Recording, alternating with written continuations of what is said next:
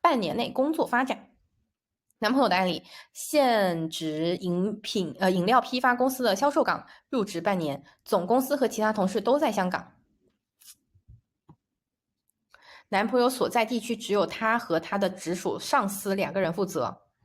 问卜者对目前的位置和薪水还算满意，并且希望能在这基础上更上一层楼。不论在原公司或者在新的工作机会，所以是在找新的工作机会，是这个意思吧？好，我们来看一看，我再看一下啊，适不适合半年内同事关系？大牌解读始终存有各方面不够深度延伸的痛点，也正常，就是大牌是会，节制出现在上司对问卜者的想法不太懂解读。女皇牌出现在注意事项，除了问卜者的状态解读，另外一方面小心女皇班的人，或者是有机会出现女性贵人。女皇这样的人你还能小心啥呀？小心他给太多。一般，这种牌我在感情上会讲的，感情上出现这样牌会提醒你们，知道提醒什么吗？怀孕，是的。好，数字6，关于他人的平等的协调合作议题，当然不是只要出现不是说只要出现皇后就是怀孕啊，还是要看背景，看特殊，就是看情况啊。结合问卜者的背景，逆位的圣杯6展示问卜者主观的觉得在工作中的付出给予关照不成正比。例如前辈上司们没有很多的提携或者帮到问卜者，很可能觉得和他其他同事的互动不够，而对公司没有太多归属感。毕竟才半年1个月才去香港开一次会，其他时间大部分都是电话电邮交流，连开年饭跟开工立事也没有问卜者的份。哇，这领导还不太行啊。皇后确实是有备孕计划，对。这个上面皇后我觉得解的是好的，比如说他会觉得说自己在公司中的付出与获得的关照不成正比，这个结论你们觉得哪个牌面还能再去加重对这个牌的解读？就是还有哪张牌或者哪个信息能去支撑这个观点？你们知道不？是节制，不给你们猜谜语了，猜的越久，我这时间拖得越久，是节制，知道为什么吗？刚刚看到这儿的时候，看到节制我就猜到了，也不是猜到了，知道为什么是节制吗？节制这张牌的特点是什么？大家感受一下。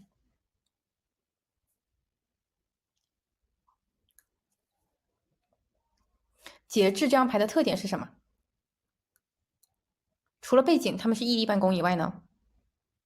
远距离，对，除了远距离呢？异地，还有呢？节制这张牌的内核，对，君子之交淡如水，对 ，peace and love。我就问你们啊，丽丽，如果你跟我的关系是节制，其实你还是会觉得怎么样？是正常，对不对？就我也没有办法天天跟你们聊天等等。但是如果你们报名的时候的小猪咪是节制，你们想一想，如果你跟你聊天，让你给钱对接你们的客服是节制的状态，你们给钱的成交周期，给钱的感觉，你们会是怎么样想的？你们感受一下。离你远远的，那其他人觉得呢？没有亲和感，有距离，得再想想，有点疏离，就是哎呀，你肯定是讲的挺对的，你应该讲的挺好的，你塔罗应该还不错。对，我们就是能量差异，会告诉你4元素等等等等等等，但是你会没有那个 feel，没有那个 sense，对不对？对。可是你们很多人最后报名触发你们的，其实是因为什么？除了是我们的课程配置啊等等等等以外呢？是因为小助理跟你们之间会建立信任感，或者你会觉得，哎，这小助理是我有给你们想权益，给你们，哎，很亲和，包括小助理这个名字，对不对？是的，但是对节制这张牌给人的感觉，其实就是那种什么，我们之间是调和的，远距离的，君子之交淡如水的。所以呢，这组牌里面有个非常重要的观点，能去支撑这个同学给的这个结论，其实是领导的状态和位置。节制这张牌，所以问卜者没有归属感这件事情是能从领导的那个位置看到的，确实没有给到他很强的安全感。这个能理解吗？这个听懂的扣个1。所以我说上面会6逆位，这个解的很好。很多时候，如果你觉得这个要去找重复性信息，你去看哪个信息能支撑它。顺便回答了那个节制的领导状态。半年内工作发展抽到令牌7号，7逆位，令牌7逆位。这不是权杖七逆位吗？还是令牌是什么？台湾说法还是哪个？我不知道啊，我没有听过令牌这个说法。有种一个人干累，但有可能只是我没有听过。有种一个人干累了，但又不能不干，继续干。对，哦，好的。本来以为只有2个人是相依为命，没想到还是自己一个人苦苦维持，因为你上面是领导啊。直属上司对吧？你2个平级都还好，你有的是一个领导啊，那就是你干死干活，领导总能开上宝马。找不到发力点，只可以继续硬撑的感觉。半年内发展最多是维稳，未能有大幅度的上升机会。对的。回到元素和数字本身，问卜者本身很可能自己也意识到发展受限，但还未能找到突破的方式和焦虑，愈做愈累，然后形成恶性循环。对，这解得很好，基本功很好呀。这2张牌其实都是的，然后都解得很好。权杖七逆位也确实是会有种，确实一个人苦苦支撑、焦虑啊等等这些点都用得很对，包括说找不到突破点也对的，这些都是对的，所以你会发现这还可以。然后与同事之间的关系是权杖六正位。问卜者就如牌中坐在马背上的人跟群众始终有距离。对，这个解得很好。有多少人会把权杖六直接解读为关系融洽？有犯这个错的扣个2，也不能算犯错吧。有这么解读的扣个2。未必很熟，同事会觉得问卜者距离客观来说相处应该是融洽的。如果只是浅显的理解为关系很融洽，这个牌我觉得是不恰当的。但是 Candy 的这个解读是好的，就是不是同级，不是同，换句话说就是不平等嘛。其实某种程度上也是不平等的。换句话说就是不同等级，这样说会更清楚一点嘛。大部分同事是在本部，我在外地，对吧？然后呢，我其实是那个看起来，这个团队我是核心人物，那是因为这个团队只有2人，一个是我领导，一个是我，他是这种感觉，所以这个部分解得很好，就是始终是有段距离的，并且呢不一定很熟，只是看起来，因为没有产生矛盾的机会，流放边疆，我们之间没有产生矛盾的机会和余地，它更像是这种，明白吧？所以客观来说是融洽，把主观和客观解得很好啊。就是如果分析错的啊，只是把权杖六浅显的解读为说，我们之间的关系很好，很融洽的话，吃鸡腿不准吃皮啊，炸鸡腿不能吃皮，没有这么解读的是好的啊。上司在与下属的关系中出现节制正位，节制的自洽、平衡和内在的稳定，上司能在与下属关系中出现此状态，由此推测问卜者能力和工作理念应该是和上司满意放心的。但另外一方面，火元素的自我、射手的乐观和大而化之，加上大牌的不落地。例如，有可能上司会令问卜者在工作中指导不足，或对工作中要如何完成共同目标和具体计划。刚入职曾因为上司没有交代完整的内部下单程序而导致被其他部门投诉。讨论到销售目标时，只会叫他努力和提升业绩，没有分享过任何可行之处和做法。父母者认为上司是比较独善其身的人，不过2个人基本相处是和谐的，这个一部分是对的。还有一个就是我们其实独善其身也是一种距离嘛。还记得我们前面讲圣杯6的时候，所以我觉得整体上，这个问卜者在工作中确实就是得到有限的帮助和有限的扶持。这个有限，而且我觉得一个是他的上司是这样，但我觉得整体上他的这个业务也好，又或者整体上我们这个上司不针对具体某一个人，具体指的是一个概念，就是你的领导们。我觉得整体上跟他的交融都是不多的。所以节制就是会有一种对你大体上是满意的，但实质上是没有更多的接触和帮助，这是节制。所以这组牌也不见得会被裁，也不会见得说有更多的这种意见呀、不满，不会，大体上是满意的，但这个满意是建立在对你不够了解。这个能理解吗？就好比说就是更大的领导可能对你这个觉得还不错，这条小伙子不错，但具体多不错，做了什么，好不好，怎么改，怎么提升，可能也不知道，因为太远了。我觉得就是这个远是一个物理上和状态上的，这是节制在领导的位置，就是大体上满意，但是实质上确实没有更多的扶持和更多的聚焦了。也是射手座的能量。对。然后注意事项，如果说解读到这儿，本质上这个牌面其实能把它最明确的这个问题先拎出来了。很重的水、火、土，其他工作机会是风，也就是说跟这份工作有关的5张牌都是没有风元素的。你们知道这组牌有个什么样的问题吗？从工作维度来说，我们来看这组牌有什么问题。对，信息闭塞，没有清晰的发展路径等都是，但是最主要的是没有风元素，没有情绪的滋养，水元素、情绪滋养等都是，但最主要的是，在这份工作中，它没有。我们从学习和成长的角度来说，因为它是没有风元素的，它没有更多的信息的交融，又或者是没有更多的机会。这个机会不见得就是晋升机会，而是各个意义上的机会和见识。他见识不到这份工作真正的全貌。但人说要升职啊，对，有种这种感觉，明白吗？他见不到更多的可能性，又或者他看不到更多团队业务的发展等等，因为他就是在自己的这个状态中，像宁古塔里面，他看不到更多全貌，他也没有办法跟别人更多互动，跟公司业务更多互动他都没有，所以你会发现除了圣杯。圣杯6和权杖6这种都是6号牌，看起来是有互动，实质上没有这些互动没有实打实的跟他产生关系，所以他的工作整体上还是会有一种确实是没有归属感。这组牌，这个能理解吗？然后我们再结合这个状态，但是我问你们，你们觉得他这个工作的 KPI 重不重？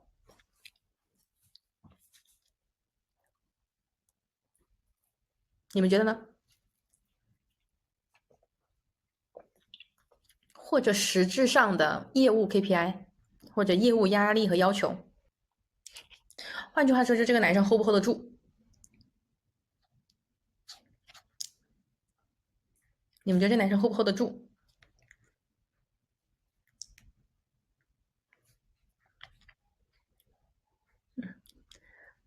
对，这个 KPI 一定不重。你们知道为什么吗？因为这份工作一定在他的舒适区内，也因为太舒适了，产生焦虑。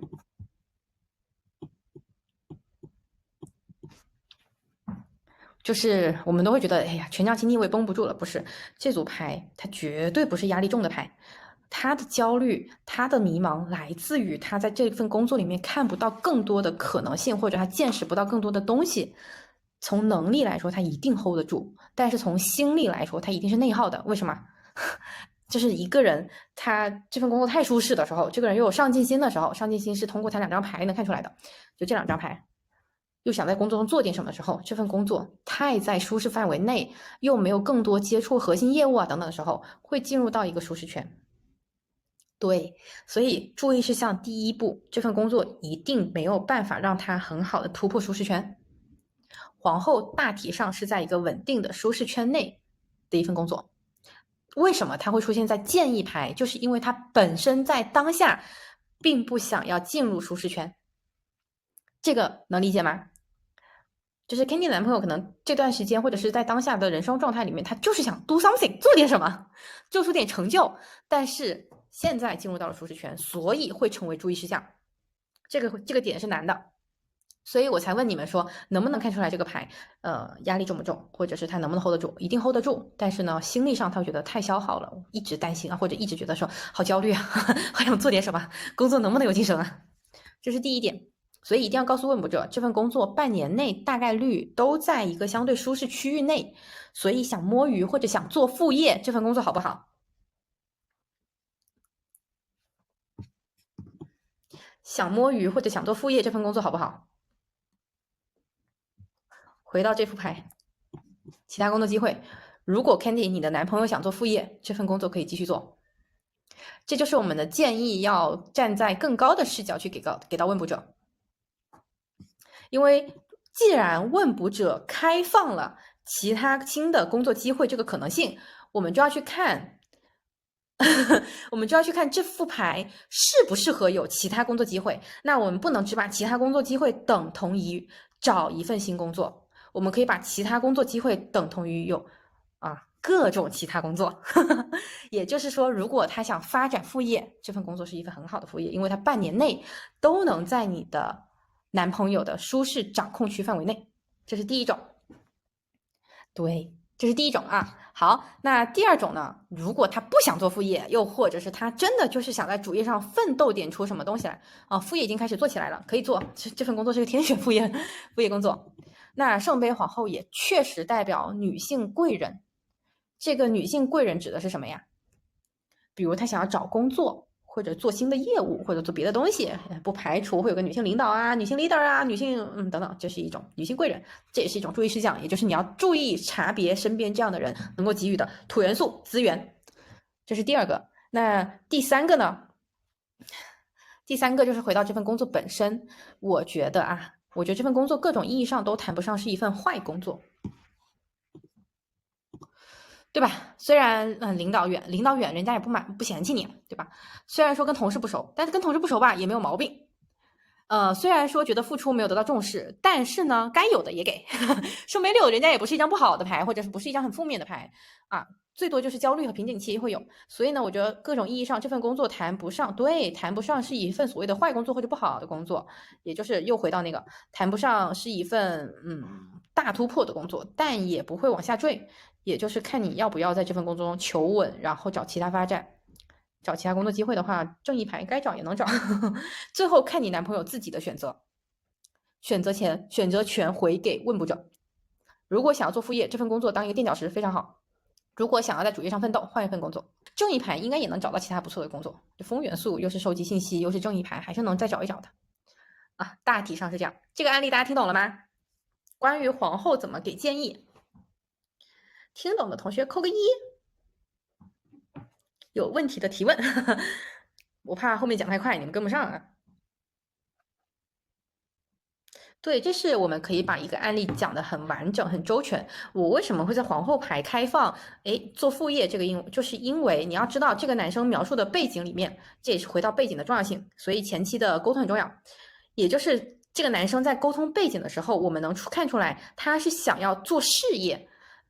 甚至他说可以，不论是原公司或新的工作机会，这就是认真审题，更上一层楼。那我们去解读的时候，就是可以围绕他的诉求是为了更上一层楼，不排除有新工作机会。如果解读维度完全只围绕这一份工作怎么样，很有可能还是会把问题解窄了。比如说，哎呀，这份工作不行，你换一份吧。可是，你要解的视角更宽，维度更宽的话，一定要认真审题。就是问卜者他真正的诉求是什么？他真正的诉求不是说这份工作不好我就走，他真正的诉求是他要成长，他要空间，他要上升。抓住重点，好不好？但是这个能力慢慢练嘛，不着急，每个案例都能抓到那么快的重点，好吧？这个牌搞钱应该还不错的。然后，如果想往深了解，几月？问的时候几月？皇后是几月？金牛座，4月底到5月底，你男朋友看一下他的事业上会有些好消息，要不然主业，要不然副业，那就是射程范围内嘛，半年内看一下，期待金牛月好消息，这个是可以给到的，要不然主业，要不然副业，所以这几个月保持发力，好吧？好，然后我们今天就下课啦。